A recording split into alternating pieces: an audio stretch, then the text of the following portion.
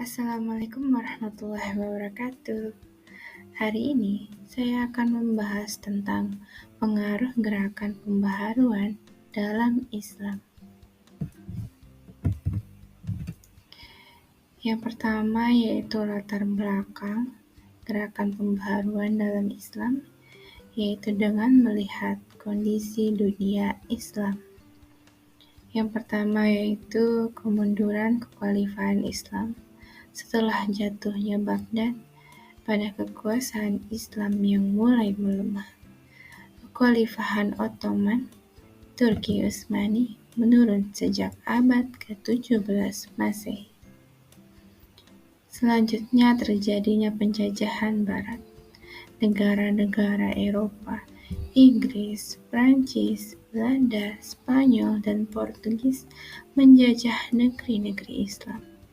Antara lain Mesir dijajah oleh Prancis, India oleh Inggris, dan Indonesia oleh Belanda. Kemudian terjadinya kemunduran intelektual. Umat Islam tenggelam dalam taklid Buddha dan menolak ijtihad. Ilmu pengetahuan dan teknologi stagnan. Selanjutnya munculnya bid'ah dan khurafat. Praktek keagamaan banyak dicampuri takhayul dan tradisi lokal yang menyimpang. Hingga saat ini, kehidupan sosial yang terbelakang. Perempuan tidak diberi kesempatan untuk belajar. Pendidikan agama terpisah dari ilmu duniawi.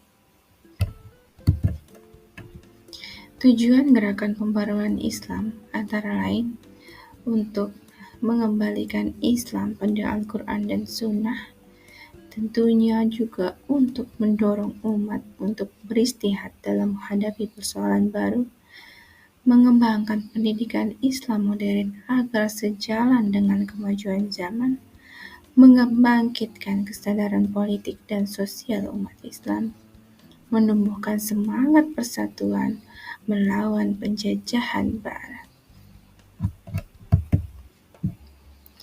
Gerakan pembaharuan Islam, tajdid atau islah, adalah suatu usaha membangkitkan kembali semangat Islam dengan cara mengembalikan umat kepada ajaran murni Al-Quran dan Sunnah, membersihkan agama dari bid'ah, khurafat, dan takhayul, menyesuaikan kehidupan umat Islam dengan kemajuan ilmu dan zaman modern.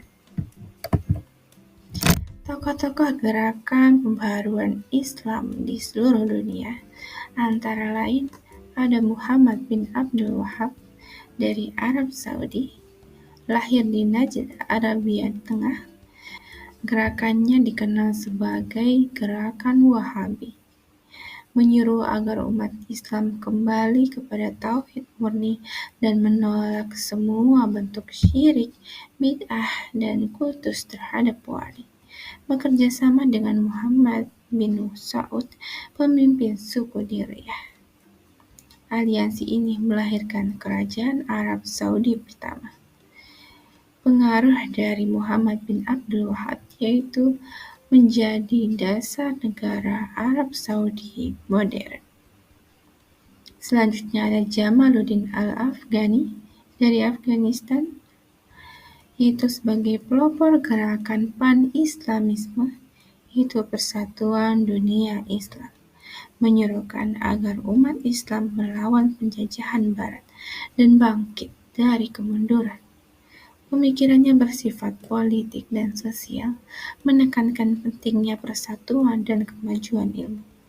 Menjadi guru bagi tokoh-tokoh besar seperti Muhammad Abduh dan Rashid Ridho. Selanjutnya ada Muhammad Abduh dan Rashid Ridho. Muhammad Abduh lahir di Mesir sebagai murid Jamaluddin Al-Afghani. Kemudian Muhammad Abduh menekankan pada pentingnya rasionalitas dalam beragama, pendidikan modern, ijtihad, menghentikan taklid, bersama Rashid Ridho menulis Tafsir Al-Manar, menjadi inspirasi bagi pembaruan Islam di seluruh dunia, termasuk di Indonesia. Selanjutnya juga sebagai murid dari Jamaluddin Al-Afghani, Rashid Ridho, yang menjadi penerus ide pembaruan, mendirikan dan memimpin majalah Al-Manar, mendorong penerapan syariat Islam dalam kehidupan modern dan pembentukan pemerintahan Islam yang ideal, menentang kolonial dan perpecahan antar mazhab. Selanjutnya ada tokoh gerakan poros Islam lainnya dari India yang bernama Syed Ahmad Khan, cendekiawan Islam yang menekankan pentingnya ilmu pengetahuan modern Barat bagi umat Islam India, mendirikan Muhammadan Anglo-Oriental College yang berkembang menjadi Universitas Aligarh, mendorong rekonsiliasi antara ajaran Islam dan ilmu pengetahuan modern. Selanjutnya dari Pakistan ada Muhammad Iqbal, dikenal sebagai sang penyair Islam dan Bapa Pakistan, membangkitkan semangat kebangkitan Islam dan nasionalisme Islam di Asia Selatan. Gagasannya mengilhami berdirinya negara Pakistan.